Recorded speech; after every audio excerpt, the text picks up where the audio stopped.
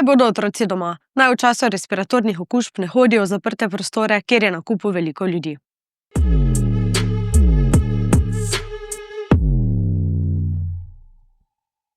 Zdaj je čas, ko se je treba držati malo bolj zase.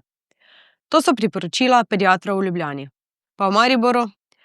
No, Maribor je spet nekaj posebnega. Tukajšnji pediatri so sprejeli novo pravilo, po katerem mora vsak otrok k njim na pregled, tudi če bi ga starši lahko pozdravili sami, a bi zato seveda potrebovali kak dan bolniškega staleža. Razlog za to je sicer v tistih starših, ki izkoriščajo sistem, kar je brez dvoma obsojanja vredno.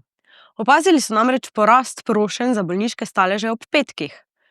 In tako so, po zgledu tistih učiteljev, ki kaznujejo cel razred, čeprav delate težave le 2 otroka, kaznovali vse. Najbolj pa žal otroke, ki morajo na pregled, četudi to za njih ne bo prineslo nobene koristi, lahko pa jim bo prineslo kak dodaten virus, bakterijo ali vsaj večjo utrujenost, ker se vozijo k zdravniku, namesto da bi počivali na kavču in srebali čaj.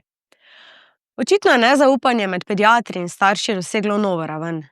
Protidisciplinska gibanja, ki imajo v ozadju praviloma še kako kapitalske interese za prodajo svojih izdelkov ali storitev, so povzročila že ogromno škode, ki jo je še potencirala večinoma neupravičena gonja proti medicinski stroki v času epidemije COVID-19. In stroka je očitno s tem izgubila tudi zaupanje v zdrav razum staršev.